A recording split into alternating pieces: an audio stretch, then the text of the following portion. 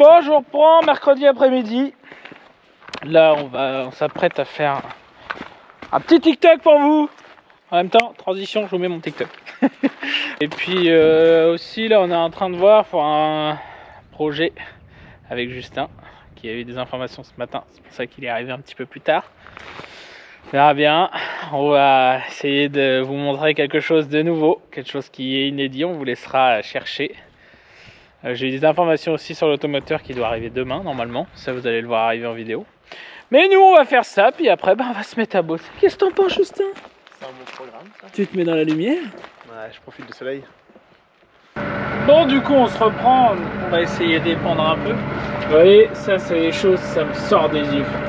Là, il y a des mecs qui sont venus faire les cons. À la limite, nous, c'est moins grave parce qu'on va dire que c'est pas semé, il n'y a rien de fait. Mais là, moi, j'ai des voisins à moi que ça a été fait chez eux, c'est semé dans leur colza.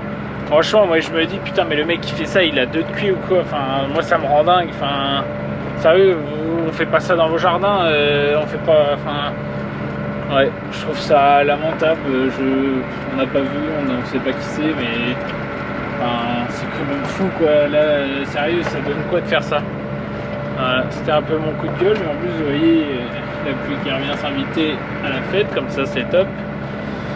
Donc voilà, donc on va essayer d'épandre un peu de compost, si ça veut bien y aller et que cette pluie veut bien s'arrêter, nom de Dieu.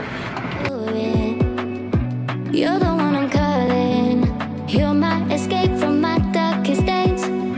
And when the sun is shining, you know we out here riding, chasing the horizon with you. I don't need to look no further.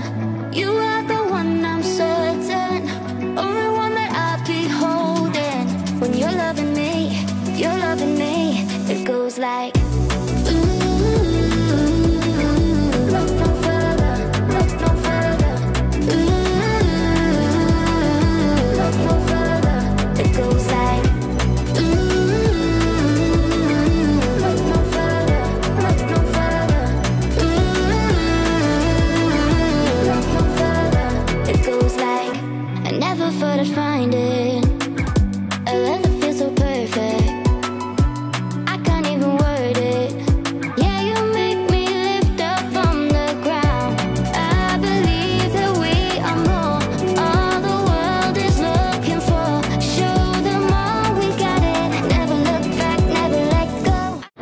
Je reprends après les 2-3 plans que Justin a fait pour changer de l'eau. On se casse, on a réussi à finir l'épandeur juste avant la grosse ondée. Vous avez pu voir si vous me suivez sur Instagram. Franchement, je suis dégoûté, putain, on a fait 2 épandeurs et on se barre parce que c'est tellement une grosse averse que bah franchement ça saoule. Je sais plus quoi vous dire, que je suis député. Il nous reste encore un max de tonnage à faire. On est bien avancé dans notre saison, mais il nous en reste encore un paquet à faire. On va éviter de foutre l'épandeur dans la forêt, ça serait sympa. Bon, et bah nous on reprend le retour, et pour aujourd'hui je pense que c'est cuit. Bon, on a eu l'heureux surprise d'arriver chez le coq et de voir qu'il commence à être équipé. Je vous en montre pas plus, la suite au prochain épisode. Regardez-moi ça, on peut même plus arriver en retard. On n'a plus le droit à l'erreur ici. Très bien, je cautionne pas. Il va se faire appeler Arthur. Et puis quand on arrive à l'heure, Justin? Je vous prends ce matin, enfin je vous reprends par rapport à tout à l'heure. On est parti épandre là. On continue le chantier qu'on a été arrêté hier. On n'est pas très loin de la ferme. On commence pas trop de bonne heure parce que déjà bon bah tant que ça se réécoute un petit peu ce matin, que le soleil fasse un peu son effet. Ce matin on a vu la maison Chevalier pour avoir un prix parce que c'est lui qui fait Manitou. Et puis comme on travaille avec eux, on voulait après avoir le prix d'un 8,41 et puis pouvoir en essayer un. Donc là on va pouvoir en essayer un dans les jours qui viennent normalement. Ça c'est pas mal parce que bah, on veut essayer avant d'acheter, parce qu'un télescope c'est vrai que c'est quand même, je pense qu'il faut essayer pour être convaincu de ce qu'on a besoin, de ce qu'on veut. Donc on verra bien. bien. Là, on est en train de charger avec notre 3870 qui est réparé.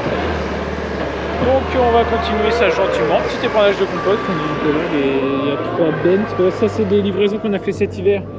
On avait 2 bennes là, puis il y en avait 4 ou 5, je sais plus là. On a fait ça avec la XL. Vous pouvez voir, ça fait des tas assez compacts hein, quand même, la XL. Donc on a fait ça là en bout de champ cet hiver. Donc voilà. Bon allez, je reprends plus.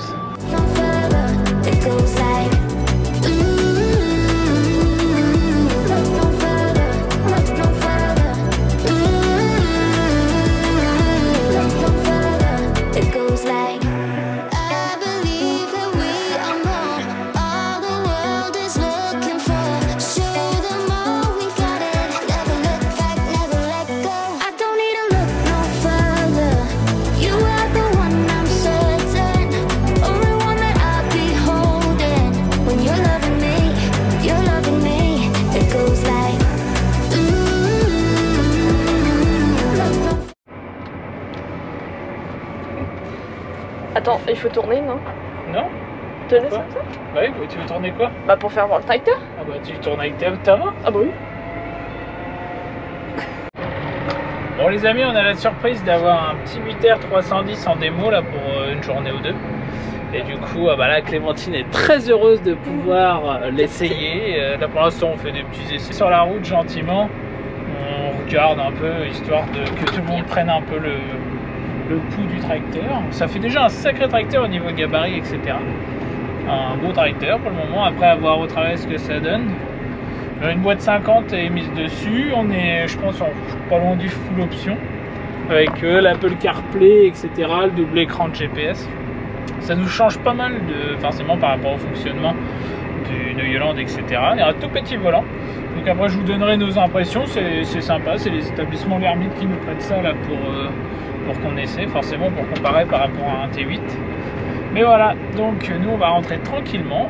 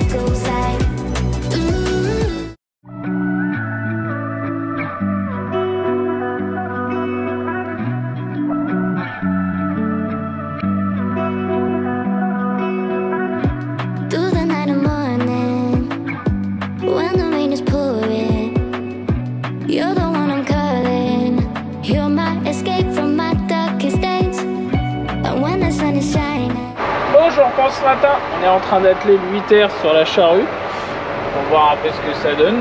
Là on regarde un peu les personnalisations et tout. Ça je vous montre un petit peu. Il y a le CarPlay aussi dedans, il y a les rétroélectriques, il y a tout. Il est full, je sais pas s'il est full option, mais il y a pas mal de trucs. Donc on va pouvoir essayer ça, voir si ça arrache un peu ou pas. Après c'est certainement juste un qui va évaporer une grosse partie de la journée avec. Si je fais un aller-retour, ça sera bien. Voir un peu. Ça vous dira un petit peu ses ressentis. Voilà, allez, on va continuer à accrocher ça.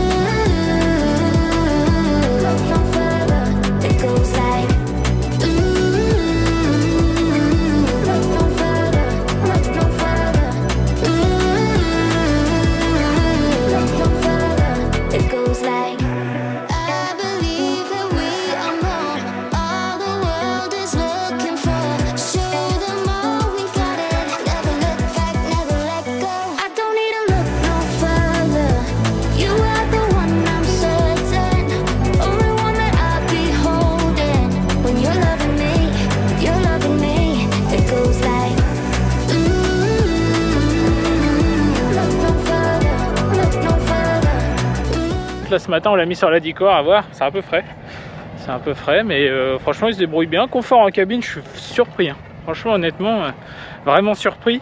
J'aurais pensé qu'il n'y avait pas une si grande différence que ça avec les nôtres, mais c'est vrai que niveau confort, c'est un peu au-dessus. Après là c'est le temps de se remettre tout en tête, parce que là c'est pas facile. Ça n'a rien à voir au niveau des commandes, mais franchement, pas mal comme tracteur. Intéressant à voir.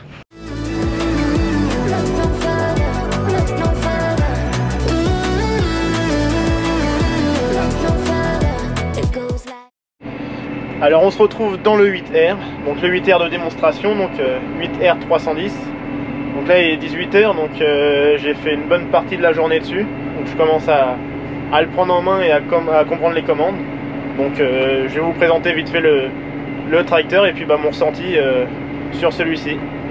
Donc là j'ai attaqué une nouvelle parcelle pour finir la journée. Bon, je vais sûrement pas la finir ce soir, mais j'espère en faire un bon carré quand même ce soir. Donc je vais vous montrer, ça se laboure plutôt très bien. Donc là je suis réglé en 16 pouces. Le tracteur fait sa puissance, enfin manque pas de puissance, j'ai envie de dire. Et niveau patinage, bon, il est un peu léger de l'arrière. C'est vrai qu'on n'a pas remis la masse du Magnum, donc on perd facilement une tonne. Et donc là on peut voir qu'il est à 10% de patinage. Donc c'est pas la puissance qui limite, mais plutôt le poids de l'arrière. Donc avec la masse en plus qui serait venue entre le tracteur et la charrue, on aurait gagné quelques pourcentages d'adhérence de plus. Donc ça serait la bienvenue, mais bon, ça allait pas, souci d'attelage. Parce que le tracteur est équipé d'un relevage de catégorie 4 et l'Altimas est en catégorie 3. Et donc les mâchoires du relevage passaient pas. Donc bon, on fait avec.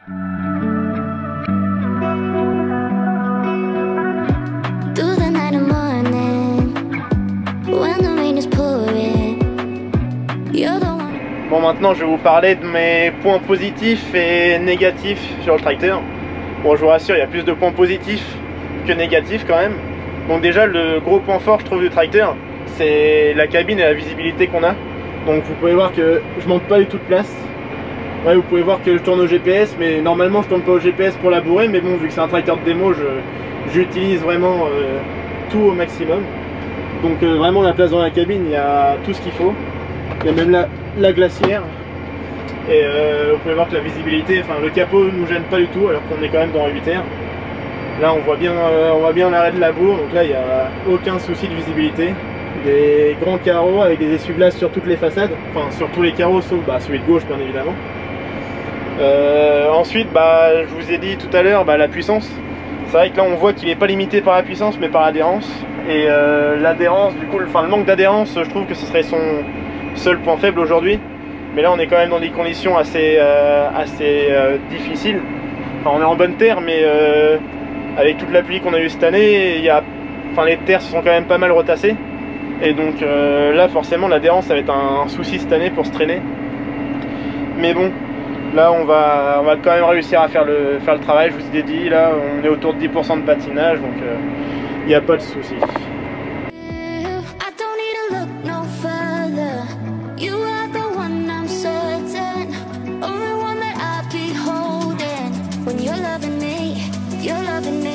Positif du 8R par rapport au Magnum et au T8, c'est sa maniabilité. Le rayon de braquage dans les bouts est quand même beaucoup plus impressionnant que le Magnum et les T8.